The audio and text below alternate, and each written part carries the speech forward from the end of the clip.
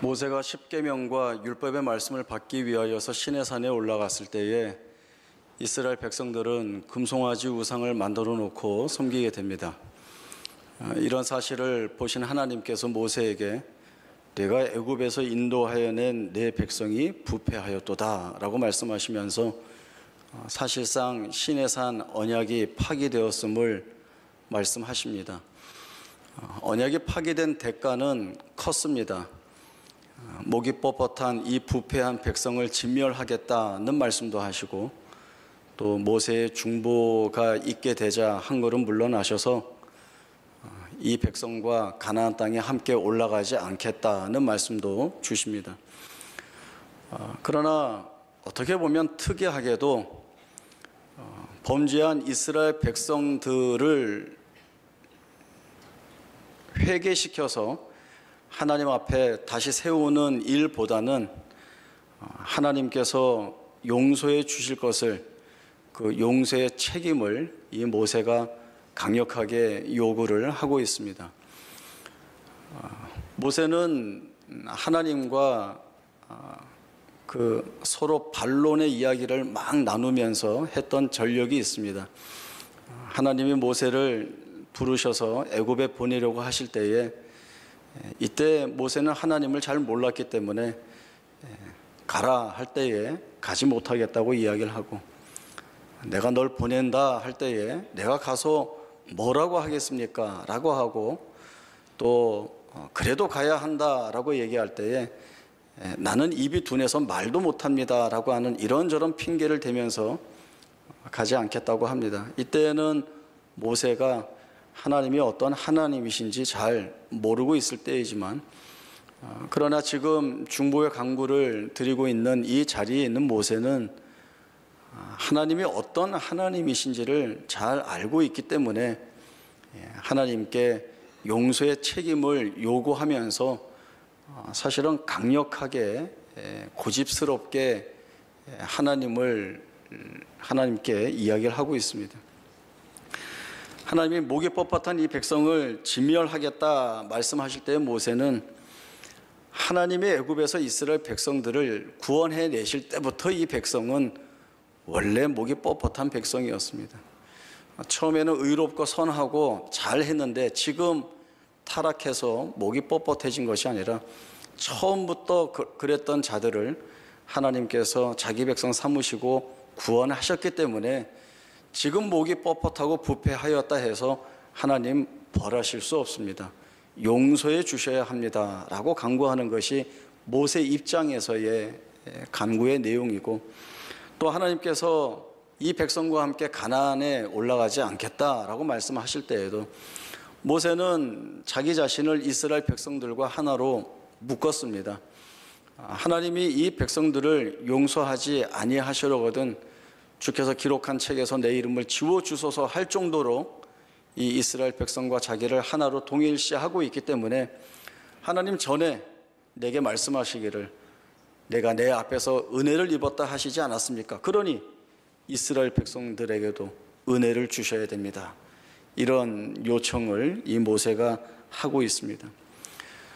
지난 몇 번의 설교에서 반복하여 말씀드린 대로 모세가 이스라엘 백성들을 위하여서 이러한 중보의 간구를 드릴 수 있는 이유는 하나님은 자기 백성과 맺은 언약을 포기하지 않으신다라고 하는 이 사실에 근거를 하고 있습니다. 금송아지 우상 사건을 기준으로 하여서 출애굽기 34장 전까지 보면 모세의 이러한 용서를 구하는 내용이 모세를 중심으로 나오고 있지만 34장에서부터는 용서의 내용이 하나님으로 옮겨가고 있는 것을 볼 수 있습니다. 오늘 출애굽기 34장을 보시면 파기되었던 시내산 언약을 다시 갱신하시고자 하시는 하나님의 모습을 저희들이 보게 됩니다. 하나님이 언약을 갱신하시는 이유는 이스라엘 백성에게 있지 않습니다. 이스라엘 백성들이 자신들이 저지른 죄를 회개하고 새로운 마음가짐으로 하나님 앞에 서서 그 말씀에 순종하겠다는 결심을 드러내 보이고, 이를 긍휼히 여기신 하나님께서 다시 언약을 갱신하신다. 물론 틀린 말은 아닙니다. 지은 죄에 대한 회개가 필요하고 다시 하나님의 말씀에 순종하겠다는 결심을 드러내 보이는 것도 필요하고 또 이를 받아들이는 하나님의 긍휼의 모습도 필요합니다. 그러나 이러한 것들보다 앞서는 것이 있습니다. 하나님이 이스라엘 백성들과 다시 언약을 갱신하시고자 하시는 가장 큰 이유는 하나님 자신에게 있습니다. 그것은 하나님의 속성과 하나님의 성품 때문입니다. 오늘 본문의 6절 말씀을 보시면 하나님이 스스로 자신이 어떠한 하나님이신지를 드러내어 말씀을 해 주십니다. 하나님은 자비롭고 은혜롭고 노하기를 더디하고 인자와 진실이 많은 하나님이시다라고 하는 사실을 선포하고 계십니다. 이러한 하나님에 대한 설명은 성경 여러 곳에 반복되어 나오고 있습니다. 그래서 우리 귀에도 익숙한 말입니다. 하나님은 자비롭고 은혜롭고 노하기를 더디하고 인자와 긍휼이 많으신 하나님이시다. 물론 이 말이 우리에게 쉽게 다가오기는 하지만 정말 이 말씀이 품고 있는 풍성한 의미들은 그렇게 잘 이해되지 않는 면도 있습니다. 그래서 좀 더 쉽게 가기 위해서 우리가 좀 다른 모양으로 살펴보겠습니다. 자비롭고 은혜롭고 인자와 진실이 많다라고 하는 이 말씀은 한마디로 인애라고 하는 말로 설명할 수 있습니다. 우리 찬송가에도 인애하신 구세주여라고 하는 찬송이 있죠. 거기에 나오는 인애입니다. 한문으로 하면 어질 인자에 사랑 애자를 씁니다. 어질고 자비롭다라고 하는 말입니다.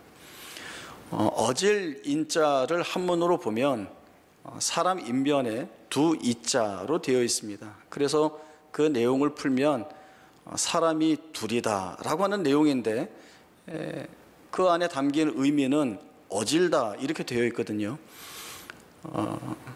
이 어질 인자가 상형 문자로 있을 때에는 그 모양이 어머니가 아이를 잉태하고 있는 모양이었다고 합니다. 그러니 사람이 둘이죠. 어머니가 아이를 잉태하고 있는 이 모습이 시간을 지나오면서 간소화되면서 나중에는 이 어질 인자의 한문으로 바뀌게 된 것입니다. 그래서 어질다라고 하는 것이 뭐냐라고 할 때 어머니의 마음, 어머니가 자식을 생각하는 그 마음이 어질다라고 하는 것으로 저희가 이해를 하면 쉽게 공감할 수가 있습니다. 그러니까 어머니의 마음이 어떤 거냐라고 할 때 자식이 배부르게 먹으면 당신은 먹지 않았는데도 배부르다라고 하는 것이 어머니의 마음이고 또 자식이 아프면 내가 이 아이 대신 아프면 좋겠다라고 하는 마음을 갖는 것이 그것이 어머니의 마음이죠. 하나님의 마음이 이렇다라고 하는 것입니다. 하나님이 이스라엘 백성들이나 또 택하신 자기 백성에게 향하여 가지고 계시는 그 어질다라고 하는 마음이 바로 이 어머니와 같은 마음으로 그 이상의 마음으로 자기 백성을 향하여 있다라고 하는 설명을 좀 드릴 수 있습니다. 또 하나는 노하기를 더디한다라고 하는 것인데 이 말은 풀어보면 재미있는 말입니다. 노한다, 화가 난다라고 하는 뜻이고 더디한다라고 하는 것은 늦게 한다라고 하는 것입니다. 화를 늦게 낸다 이렇게 풀 수 있거든요. 이게 무슨 말인가 하면 분노하여서 화가 오르는데 이 화가 오르는 것보다 이 화가 식는 것이 빠르다 이런 겁니다. 이게 무슨 말인지 알겠는데 좀 헷갈리죠. 그래서 좀 더 과장하게 얘기하면 이제 잘못하려고 하는데 용서할 준비가 끝났다는 겁니다. 재미있지 않습니까? 예. 이제 잘못하려고 하는데 아직 잘못한 것도 아니에요. 이제 잘못하려고 하는데 하나님은 용서할 준비가 끝났다는 겁니다. 그것이 노하기를 더디하는 하나님이시다라고 하는 것입니다. 이스라엘 백성들이 이러한 하나님 앞에 자신들이 서 있다라고 하는 것을 알아야 하는 것입니다. 자신들이 뭘 잘해서 쓸모가 있어서 택함을 받을 만한 이유나 자격이 있어서 하나님 앞에 부름받고 있다는 것이 아니라 너희에게는 어떠한 이유와 조건이나 자격이 없음에도 불구하고 하나님이 자비롭고 은혜롭고 노하기를 더디하고 인자와 진실이 많은 하나님이시기 때문에 너희를 부르시고 택하시고, 이제 너희들이 타락하고 범죄한 가운데 있다 할지라도 너희를 외면하거나 버리지 않는 분이 바로 이 하나님이시다라고 하는 사실을 말씀을 해주고 있는 것입니다. 이스라엘 백성들이 하나님을 향하여서 가지고 있는 마음은 우리를 노예로 있던 애굽에서 해방시켜 주신 하나님, 그리고 조상들에게 약속하신 땅을 우리에게 주실 하나님, 그리고 광야의 생활을 통하여서 볼 때에 우리의 필요가 있을 때 그 필요를 채우시는 하나님으로밖에는 아는 것이 없습니다. 그러나 하나님이 이스라엘 백성에 대하여서 가지고 계시는 것은 영원 전부터 자기 백성으로 택하기로 부르셨고, 이 하나님의 결정은 변개될 수 없으며 하나님의 백성이라고 하는 지위와 명예를 주셨기 때문에 그 자리까지 이끄시고 인도하시고 또 그 자리에 합당한 자들이 되도록 다듬어 내시는 이 일이 자비롭고 은혜롭고 노하기를 더디하고 인자와 진실이 많은 하나님으로서 하고 계시다는 것을 이스라엘 백성들이 알아야 하는 것입니다. 이스라엘 백성들의 모습을 보면 우리 자신의 모습이 투영이 됩니다. 이스라엘 백성들이 늘 하나님 앞에서 불평과 원망을 쏟아내면서 불순종의 길을 걸은 것처럼 우리도 하나님 앞에 원망과 불평을 많이 쏟아내고 차라리 하나님이 내게 뭘 아무것도 하지 않았으면 내가 훨씬 좋겠다라고 하는 이런 기도도 합니다. 해보신 적 없으세요? 그런 기도? 어렸을 때 다 한 번쯤은 해보는데, 하나님 날 내버려 두세요. 날 내버려 두시면 차라리 내가 편하겠습니다. 그렇게 이야기를 하죠. 자식들이 그러는 것 같습니다. 자식들이 어떤 일을 하고자 할 때에 그 부모에게 내가 이러이러한 일을 한다고 이야기를 하면 부모 입장에서 볼 때 저 일 하면 안 되는데, 저렇게 하면 안 되는데, 저렇게 하면 더 힘들 텐데 라고 하는 생각이 들어서 자녀에게 충고하고 조언합니다. 하지 않는 게 좋겠다. 그러나 세상의 모든 자녀들이 그러듯이 말을 듣습니까? 안 듣죠. 결국 합니다. 그리고 하면 부모가 염려했던 대로 일이 잘 못 돼서 고생하고 힘들어합니다. 그러면 그 모습을 보면서 부모가 이 자식에게 어떤 말을 하겠습니까? 제가 보기를 드릴 테니까 마음속으로 한번 결정을 해 보십시오. 1번 쌤통이다. 2번 내 말 듣지 않더니 꼴 좋다. 물론 1번이나 2번의 이야기를 하는 부모도 없지 않아 있을 수는 있겠지만, 그러나 부모님들이 거의 하는 것은 어떤 모습일까요? 제가 생각할 때는 아무 말도 하지 않을 것 같습니다. 일이 잘 안 돼서 마음이 아파하고 힘들어하는 그 자식을 보는 부모 마음이 더 힘들고 더 아프죠. 그래서 아예 이런 잘못된 일이 없었던 것처럼 아무 말도 하지 않고 그 자녀 옆에 그저 서 있는 것입니다. 그게 부모 마음인 것이죠. 하나님이 우리에게 원하시는 것들이 있습니다. 내가 가지고 있는 생각, 내가 가지고 있는 결정들, 그리고 내가 바라고 있는 것이 무엇인지 알아서 하나님의 백성된 너희들이 이 길을 쫓아와 하나님을 알기도 하고 그리고 하나님을 닮기도 하면 좋겠다라고 하는 것이 하나님이 자기 백성에게 원하시는 것입니다. 그 스마트폰 카메라 앱 기능 중에 얼굴을 바꿔 찍는 게 있습니다. 이제 카메라로 이렇게 두 사람을 잡으면 각자의 얼굴을 인식해서 몸은 그대로 두고 이렇게 얼굴만 바꾸는 거죠. 한참 인기가 있어서 이런저런 사진들을 많이 찍으면서 재미있게 웃었던 기억이 있는데, 제가 어느 날 아버지와 함께 이 사진을 찍어봤습니다. 얼굴 바꾸기 기능을 켜고 찍었는데 사진이 찰칵하고 나왔는데 사진이 바뀐 게 없는 것 같습니다. 저는 평소보다 약간 나이가 들었고 저희 아버지는 평소보다 약간 젊어지셨다 정도의 느낌을 지닐 정도의 그 사진이 나왔습니다. 왜 그럴까요? 뭘 왜 그래요? 둘이 많이 닮았으니까 그렇죠.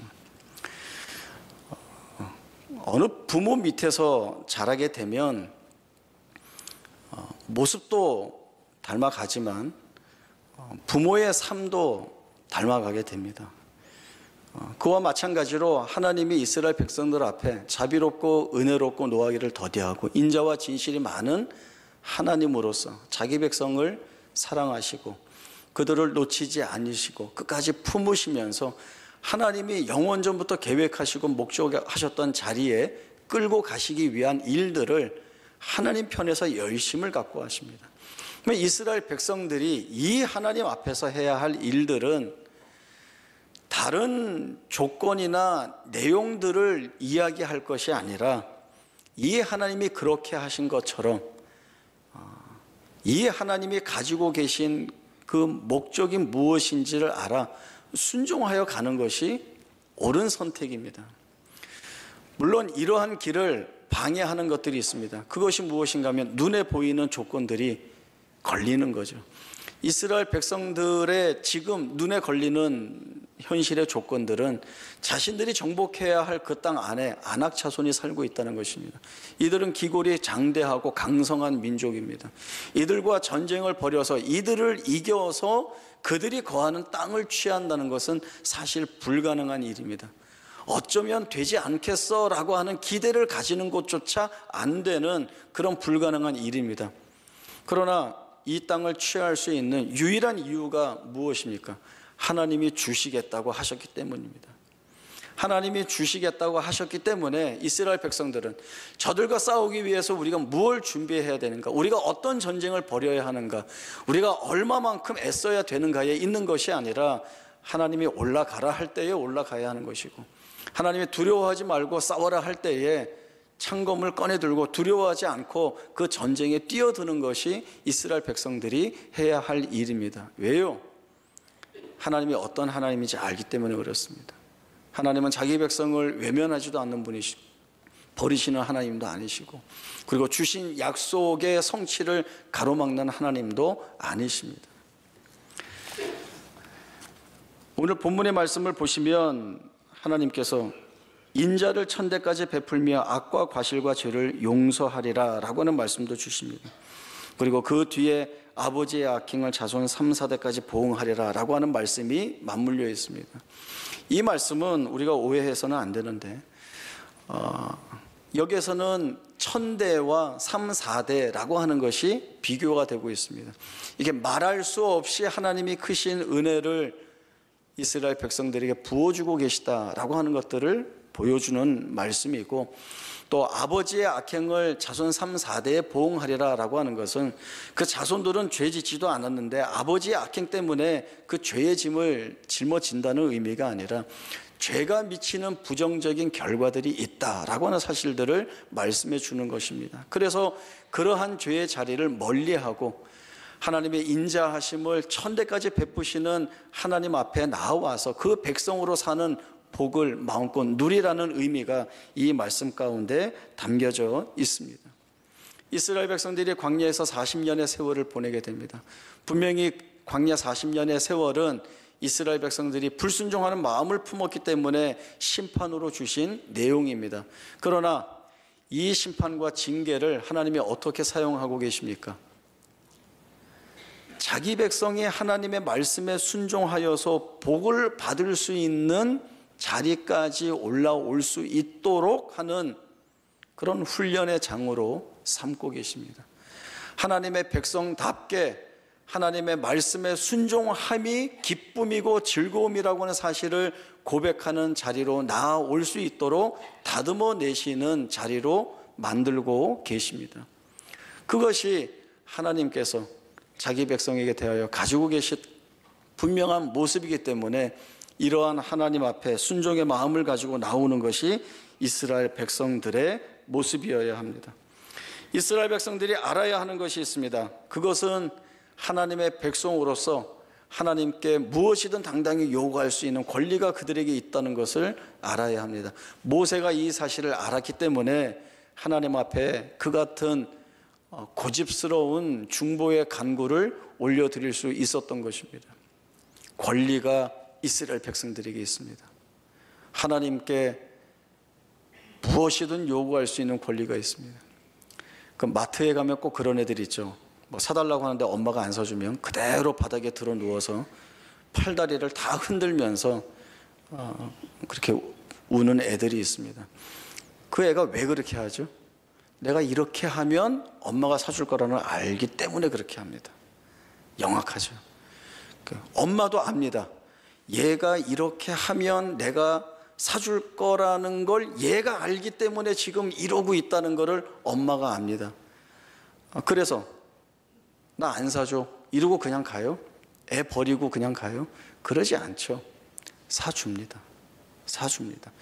그러면 애 버릇 나빠지는데 이런 얘기는 뒤로 빼고 엄마는 사줍니다. 그리고 또 아이는 그렇게 사달라고 할 권리가 있습니다.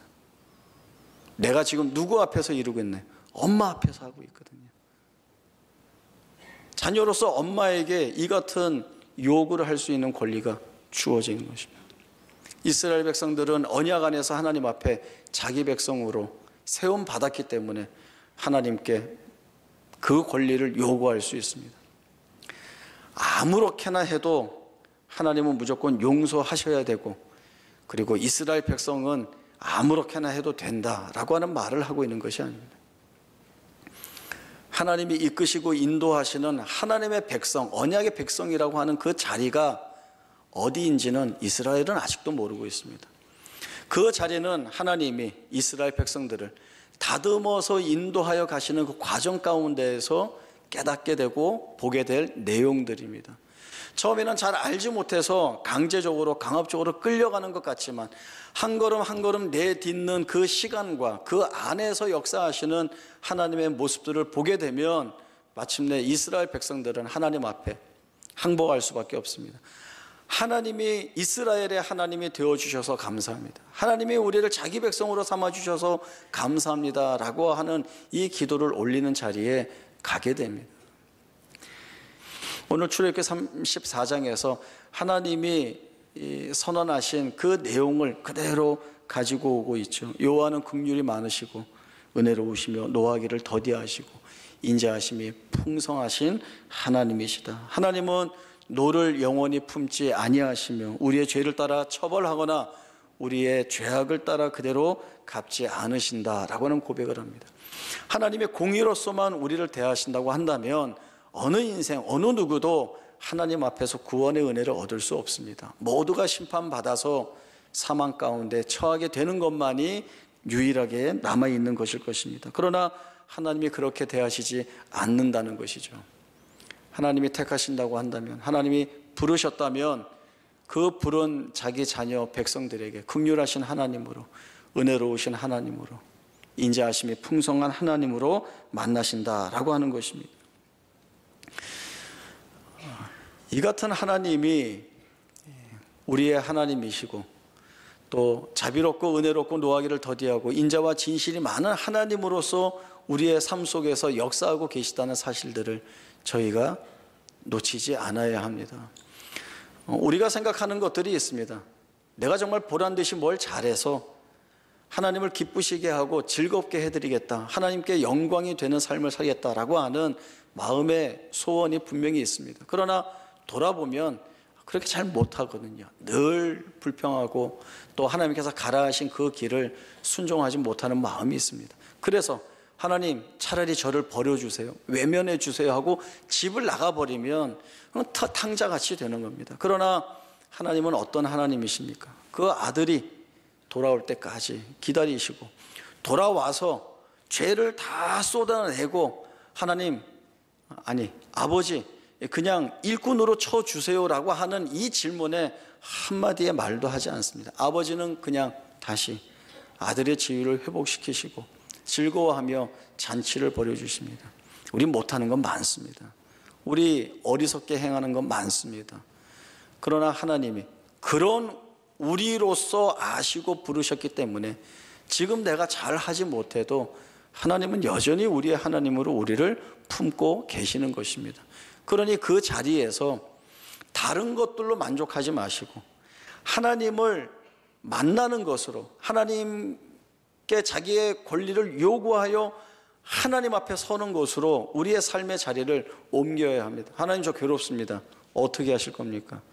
하나님, 저 힘들고 지금 무너져 있습니다. 좌절하고 있습니다. 마음이 다 낙심되었습니다. 하나님, 어떻게 하실 겁니까? 이 요구를 우리가 할 수 있도록 하나님이 열어두셨습니다. 우리가 하나님 앞에 나와서 이 같은 요구를 할 때에 하나님 찾아오셔서 우리의 괴로운 짐들을 풀어주시고 우리가 힘들어하는 것들에 대하여서 위로해 주시고 격려해 주십니다. 이러한 하나님으로 일하시기 때문에 사실 우리가 어떠한 상황과 처지에 빠져 있다 할지라도 우리는 좌절하거나 자복할 이유가 없습니다. 하나님의 백성으로 부름받은 복이 바로 이러한 복입니다. 이 은혜가 우리에게 있습니다. 그러니 우리에게 주어진 삶의 현실이나 우리가 묶여있는 것 같은 그 조건들을 우리를 무너뜨리는 내용들로 볼 것이 아니라 우리를 하나님 앞으로 이끌어서 다시금 하나님의 자녀답게 세우는 그러한 하나님의 은혜로우신 손길임을 알아 감사하고 찬송하는 일만이 우리의 생애 속에 채워져야 합니다. 이 복된 고백을 가지고 주 앞에 나아가는 우리 모두가 될 수 있기를 바랍니다.